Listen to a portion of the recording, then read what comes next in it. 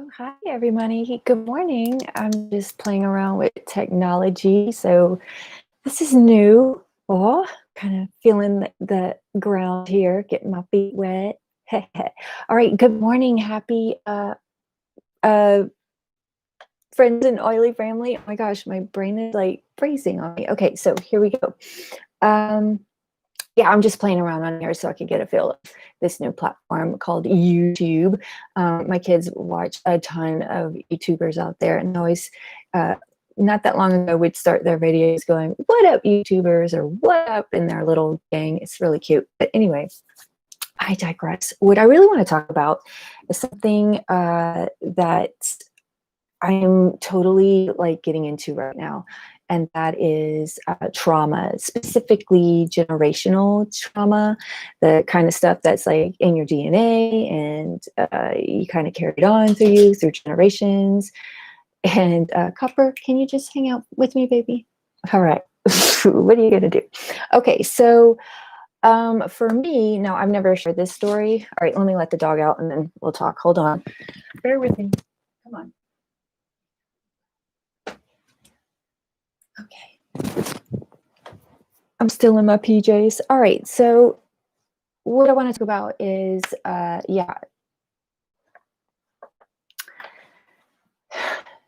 trauma. We'll get there. All right. This is my first one. I don't know what I'm doing. All right. Generational trauma. Yes. The dog threw me off. Okay. Back in the game. Yeah. So this has been something that I've been wanting to talk about for some time, but I just had to kind of like research a little bit so I kind of know what I'm talking about. So I don't think that I'm just talking on the side of my ass. Like I want, some kind of knowledge behind what I'm saying. So yeah, I've been kind of researching, and I found that the top Google search keywords was trauma healing, and that got me thinking. Oh wow! So some people are out there searching for how to heal these traumatic experiences, especially everything that's happened last year. People have lost loved ones, people got furloughed or lost their jobs altogether, or their livelihood, or their lifestyle. And that can pull you from under the rug for sure. Um, I know a lot about that because back in 2019, I got laid off, and talk about the rug getting pulled out from under you because now you're home all the time and you're trying to help with kids and adjusting because you're so used to like a routine and now there isn't. And you're just trying to keep your sanity and not take everything that happened personally, and that this is, something that was supposed to happen for you. And so yeah, you got to work on your mindset and your habits, and yeah, your nutrition intake too, because that all, I mean, you're eating the same things, but you're kind of a little bit more mindful about what you're eating because you're not always on the go, you see. So I want to share this story that I haven't really shared any of my family before. So here we go. Let me take a deep breath.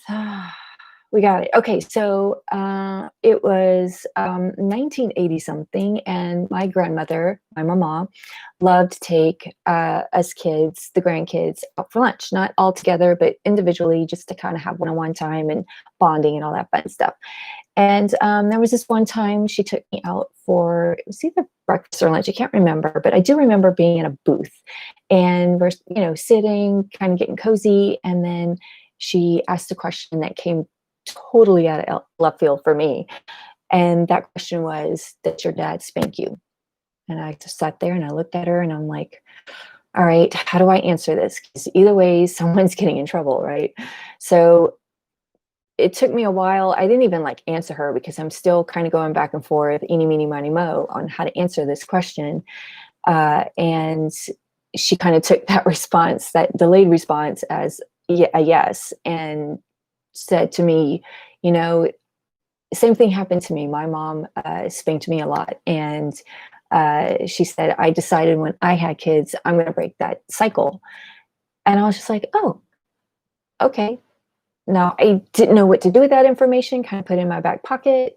And I now realize, you know, fast forward to 2020, 2021, she was giving me permission, empowering me, planting the seed that I could break the cycle too. Because it wasn't just my dad, it was his dad before him, and his dad, and who knows how far up. I mean, Germans are strict to people. She's got a weird sense of life. But I'm sure that stems from something that happened to them, and then it just kind of snowballed into, you know, uh, that's the only way we know how to discipline our kids. And it wasn't just like bad behavior that I was getting disciplined on.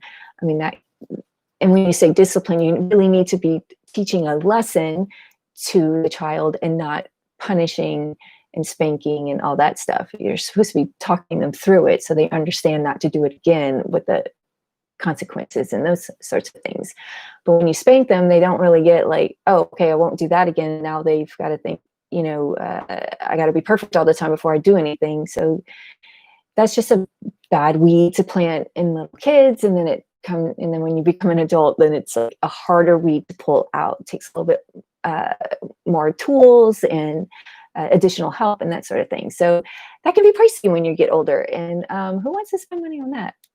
Anyway, so I decided when I had kids, I was going to break the cycle. Has it been easy? Hell no. I will be honest, it has not been easy. Ian, I love him to death. He's my first one. So cute, so smart. Just he's like an adult, even in a little kid body, and it just blows my mind. So I have these. I don't want to call them triggers, but that's what they are. There's certain things he does or says that as soon as I hear it or feel it, I'm like, my dad would have a field day and punish me. And it's like, okay, I can't do that to him because I get it. I was doing the same thing. I either forgot or I misspoke, or, we want our kids to feel comfortable to defend themselves and to be themselves at all times. And when we adults mirror what triggered my dad, then it's what triggered his dad before him. Da, da, da, da. So looks like my internet's really shitty. Sorry about that, you guys. But one day we'll get this looking good. Anyway, so yeah, that's my story. So I've been working on it, and what I've been using is a couple of things. One is doTERRA essential oils. Those oils have changed my life completely. Not just the oils, but their products too, because they fully understand that it's not just the oils that support your body systems. You need foundational support, which is your gut, and they provide the vitamins and the nutrients, and soon to be protein packs and green pack. And that's exciting because, and fiber packs, because we need those, because for our bodies to feel whole, we need products that are going to work in our bodies that are naturally work already. You know what I mean? So yeah, and that's what these products do. They just support the body that already works like it wants to. So I'm all in. And then I've been doing mindset work, grateful journaling, meditation. I haven't been physically working out, but I have dabbled in yoga here and there. But it is important to work out because that produces those feel good chemicals in the brain. So you feel lighter, happier more often. And that's the whole goal, is to feel whole and lighter, and just because when you feel whole and you feel good more often, you're going to put that out there in the universe. And that's the kind of community I want to put my kids out. So that's why I'm all into this stuff, into the oils, and moving past this trauma, like, break that cycle. All right. I hope this resonated with you guys. If you want to know what my daily habits are for healing trauma, I'd be happy to work with you one-on-one. Just give me a text message, email me, leave a message here, however you want to do it. I'm available 24/7, and I will respond to you within 24 hours. I'm pretty good about that because that's just a customer service in me that provides that for you. Okay. Yeah, I want to hold your hand the whole way because it's working for me, and I know if it's working for me, it's going to work for millions of other people. And I just got to get the word out. Got to get the word out. I found a solution, and it's natural, safe, and more effective. I haven't spent gobs of money. Yeah, xanax is so bad. Don't do it. Don't do it. Okay, we could talk about that. Oh, let's talk about that real quick. So xanax is helps with anxious feelings, right? And a lot of trauma has when anxious feelings is a result of trauma. So like the side effects. So I did some research because I was like, well, if I didn't have my lavender essential oil, what would I be using? What's the other option?